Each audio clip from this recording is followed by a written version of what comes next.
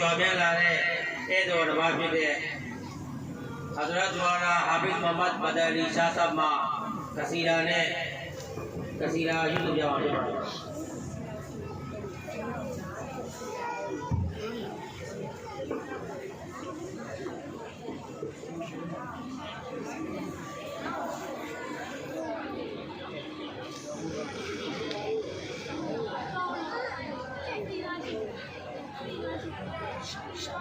السلام عليكم ورحمة الله وبركاته. الحمد لله. Sekarang ini, guru karena kesina berjaya, kerana gue itu. Sekarang guru juga jangan kesina ni kalau Pakistan tanya mana nanti kali ada selesai je. Habis itu, जी खारे किलो 900 में हला सिया सिया खारे नजम दी बैठे तो जो दी सिया को यो फक के लिए माအခုကျွန်တော်ရုပ်ဖတ်မဲ့နဂမ်လေးနဲ့ပတ်သက်တဲ့အကြောင်းအရာအချင်းချုပ်ကျွန်တော်အနေနဲ့သင်ကြပါမယ်။အဲ့တော့ဒီစီရာမှာညအနေနဲ့ဗာနေရှိထားတယ်ဆိုတော့အိုးဟာပစ္စည်းဒီလိုကြီးကျယ်တဲ့ဟာလူတွေအားကြားရမှာအထူးရွေးချယ်ခြင်းခံရတယ်ဒီလိုကြီးကျယ်တဲ့ဟာဒီစက်ကုရ်အာန်ကိုခေါ်တဲ့ကျမ်းစာကိုကျွန်တော်ရရှိတဲ့အတွက်ကျေးဇူးတင်ရှိပါတယ်ပြီးတော့ဟာဘစ်စီဟာစေတော်ပုဂ္ဂိုလ်ကိုရှဖာအတ်လုပ်ခွင့်အခွင့်အရေးရရှိတာဖြစ်တယ်။ဒီရဲ့လူသားတွေတကယ်ချင်းမိတ်ဆွေတွေမိသားစုအတွင်းမှာစေတော်ပုဂ္ဂိုလ်ကိုကြာမသိမှာရှဖာအတ်လုပ်ခွင့်အခွင့်အရေးရရှိတာဖြစ်တယ်။အဲဒီလိုပဲအဲဒီဟာမစ်တွေနဲ့တော့ဟာမစ်တွေရဲ့ဒီဘာကဘာဆိုရင်လည်းပဲကြာမသိမှာတော်စုကိုစဉ္ညာပေးနေခရမှာဖြစ်တယ်။အဲ့ဒီတော်ဖူဟာအဲ့ဒီတော်ဖူရဲ့အလင်းရောင်ဟာဘလို့ဒီလဲဝဲလိုက်တယ်ဆိုရင်နေမေရဲ့အလင်းရောင်လာမေရဲ့အလင်းရောင်ဟာအဲ့ဒီတော်ဖူရဲ့အလင်းရောင်ရဲ့ရှေ့မှာပြေးမိသွားတယ်။ဘုရားလည်းစီကံချက်တို့ရှိတယ်။ဒီရဲ့အခွင့်အရေးတွေရရှိဖို့ရတော့ကအဲ့ဒီဟာပြည့်တော့စီကံချက်တို့ရှိတယ်။စီကံချက်ကတော့ဒီကကုရ်အာန်ကျမ်းစာကိုကျမ်းစာပြီးတဲ့အချိန်မှာမိမိရဲ့အပြောအဆိုတွေမိမိရဲ့လုပ်ရက်တွေဟာကုရ်အာန်နဲ့တိကျခြားနားနေလို့ရတော့မရဘူး။ကုရ်အာန်ကဘယ်အရာတွေညွှန်ကြားထားလဲဒါတွေကိုလိုက်နာကျင့်ကြံရမယ်။ဘယ်အရာတွေကိုတားမြစ်ထားလဲဒါတွေကိုအဲဒီဟာပြည့်တဲ့ရှောင်ရှားဖို့နောက်ဆုံးမှာဆရာအနေနဲ့အဲတော့ဟာဒစ်တွေဟာကုရ်အာန်ရဲ့အလ်ဖာဇ်တွေကိုတော့ချက်မှတ်ပြီးသွားပြီ။ပြီးတော့အဲဒီတော့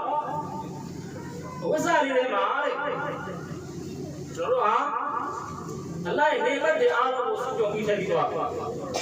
ထည့်ပြီးသွားအဲဒီတော့မြတ်စွာဘုရားဟောတဲ့ဟာဘာလို့ပြောလို့လဲဆိုရင်အာမလီရဲ့ပလဲလုံးတွေအာမလီရဲ့ဉာဏ်နာတွေကိုကျွန်တော်တို့ဟာဥပ္ပဝေလို့ပြောတယ်သူတို့ဉာဏ်နာကလက်တွေ့အကောင့်တွေပေါ်ဖို့ပဲလို့ပြောတယ်အဲ့တော့အင်ရှာအလ္လာဟ်တာလာအားလုံးကိုကျွန်တော်တို့ကအားလုံးကိုကုရ်အာန်ရဲ့ဒီစနစ်အတိုင်းကုရ်အာန်ရဲ့လမ်းညွှန်ချက်အတိုင်းလိုက်နာကျင့်ကြံနိုင်တဲ့တောဖီကြီးမြတ်တော်ဥပါစေ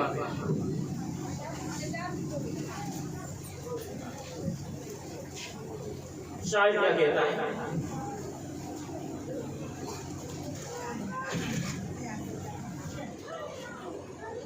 शुक्रिया ए हाफिज़ो इसका रहो करते अदा हिफ़्ज़ कुरआन के लिए अल्लाह ने तुमको चुना शुक्रिया ए हाफिज़ो इसका रहे करते अदा हिफ़्ज़ कुरआन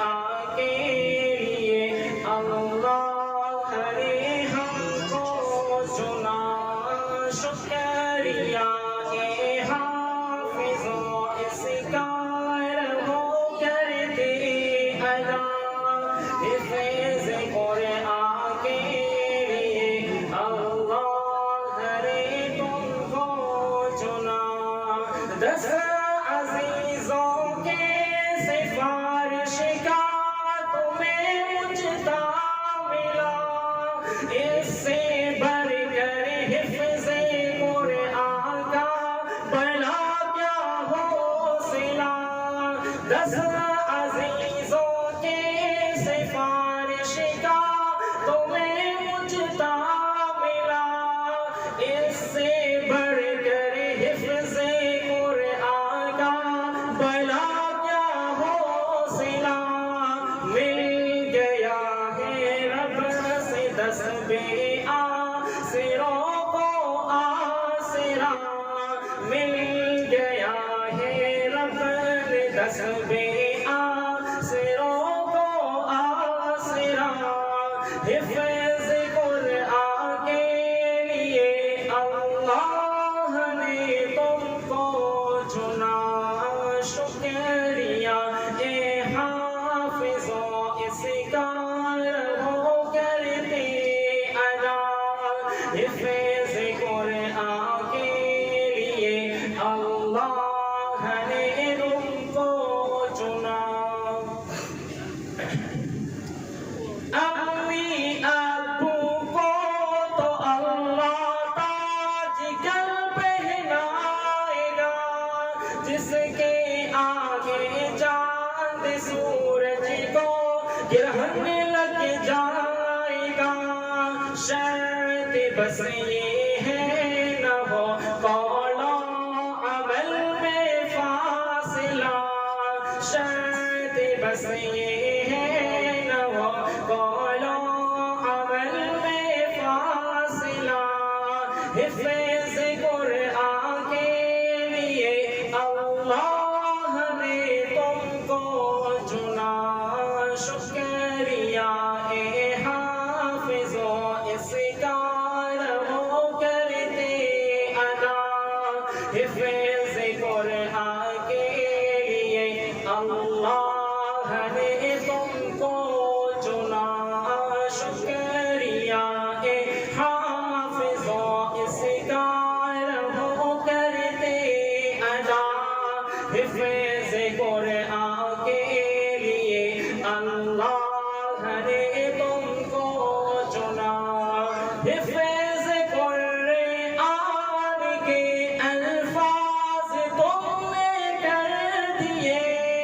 नेमतों से दामन तुमने अपने हर दम भर दिए अब अमल की मोतिया चुनने